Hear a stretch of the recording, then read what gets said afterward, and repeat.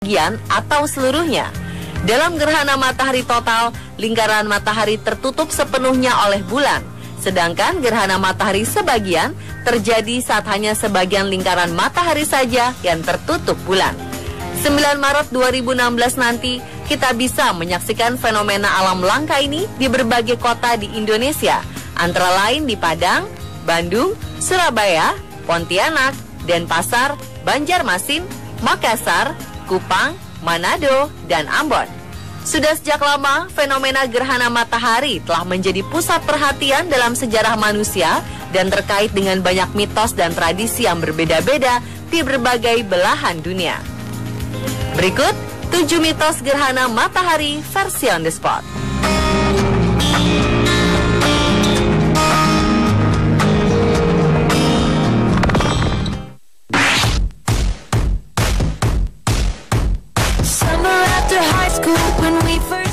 Di masyarakat Tiongkok kuno, terdapat mitos tentang fenomena gerhana matahari, di mana mereka percaya bahwa terjadinya gerhana matahari disebabkan oleh adanya seekor naga yang sedang memakan matahari. Mitos ini telah ada sejak 20 abad yang lalu.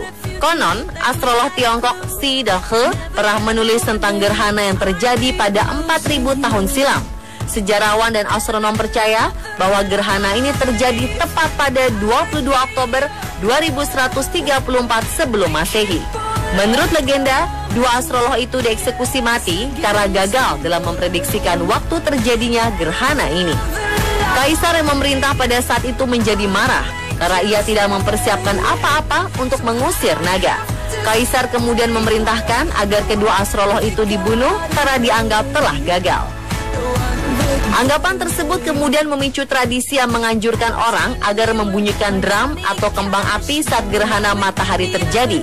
Jika terjadi gerhana matahari, mereka membuat suatu keributan yang sangat besar dengan menabuhkan drum dan menembakkan panah-panah ke langit.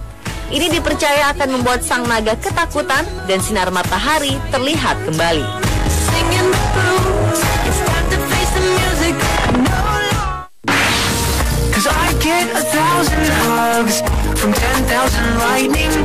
Jika di Tiongkok terdapat mitos naga yang memakan matahari saat terjadinya gerhana matahari, tak jauh berbeda dengan mitos yang ada di India. Masyarakat India percaya bahwa ada dua pelayan iblis, Rahu dan Ketu, yang diyakini menelan matahari selama terjadinya gerhana. Seorang pendeta kuil Lakshmi Narayan di India menjelaskan bahwa saat gerhana terjadi, dipercaya bumi akan diselubungi kegelapan. Gerhana menciptakan medan energi negatif. Kuman-kuman di atmosfer juga dipercaya menjadi aktif dan level kontaminasi kuman akan meningkat drastis. Maka dari itu, hampir semua kuil di India menutup pintunya rapat-rapat selama terjadinya gerhana matahari seperti yang pernah terjadi pada 15 Januari 2010 lalu. Mereka percaya penutupan kuil untuk mengusir energi negatif yang diakibatkan gerhana matahari. Selain itu, selama terjadi gerhana juga tidak boleh makan atau memasak makanan. Makanan yang sudah dimasak sebelumnya pun harus dibuang karena telah tercemar oleh kuman. Di samping itu, tradisi India lainnya menganjurkan agar wanita-wanita hamil untuk tetap berada dalam rumah selama gerhana berlangsung untuk menghindari bayi mereka terlahir cacat. Doa-doa, puasa, dan mandi ritual dianjurkan untuk dilakukan di sungai-sungai suci. Hal ini dilakukan untuk menghindari efek negatif dari gerhana tersebut.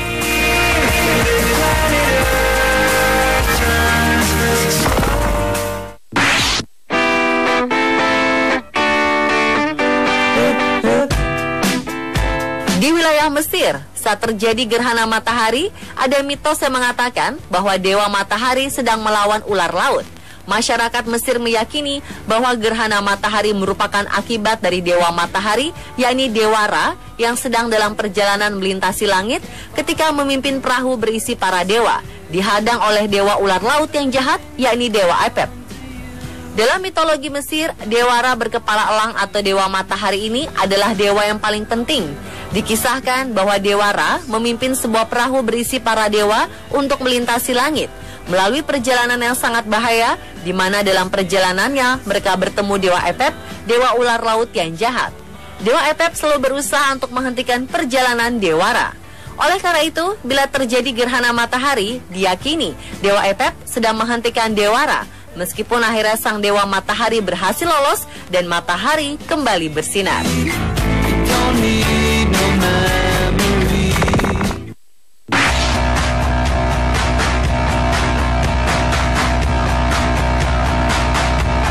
Di tanah Jawa juga ada mitos tentang gerhana matahari, yakni cerita tentang Batara Kala yang menelan matahari sehingga membuat bumi gelap sesaat.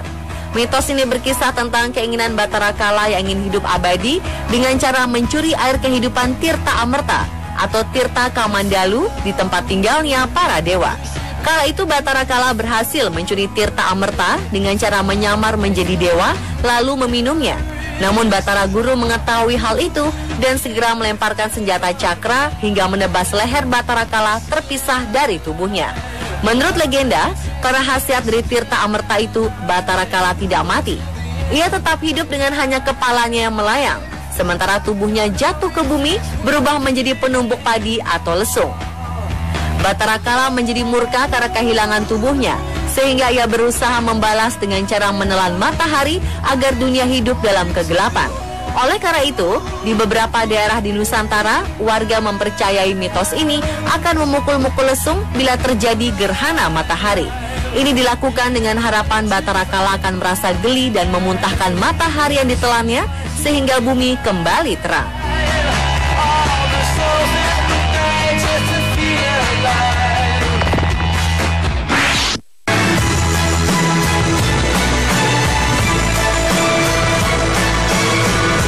Jepang yang dikenal maju juga memiliki mitos tentang fenomena gerhana matahari.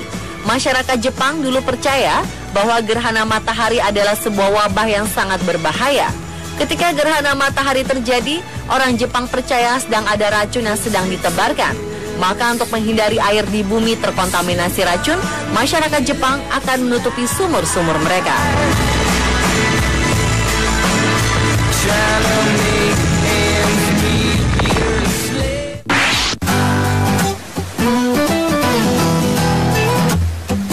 Nordik merupakan kepercayaan masyarakat Eropa Utara, meliputi negara Denmark, Norwegia, Islandia, dan Swedia sebelum kedatangan agama Kristen. Dalam legenda Nordik kuno, dikisahkan bahwa Dewi Matahari Sol sedang berkelana melintasi langit dan ia dikejar oleh serigala Skoll yang berniat melahapnya. Legenda menyebutkan sang Dewi Sol terus berlari, sementara Skoll, si serigala yang berniat ingin memakannya itu, terus mengejarnya. Dan jika terjadi gerhana matahari, itu menjadi tanda bahwa serigala Skoll nyaris menangkap Dewi Matahari Sol.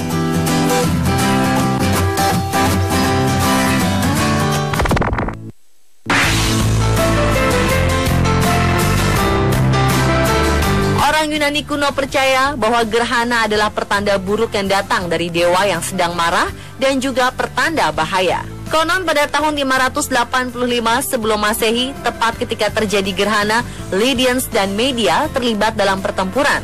Sejarawan Yunani Herodotus mencatat bahwa puncak pertempuran terjadi saat kegelapan jatuh di atas tanah.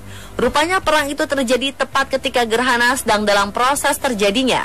Para tentara mengambil ini sebagai pertanda bahwa mereka harus berhenti berperang dan langsung membuat damai satu sama lain. Pemirsa, itulah 7 mitos gerhana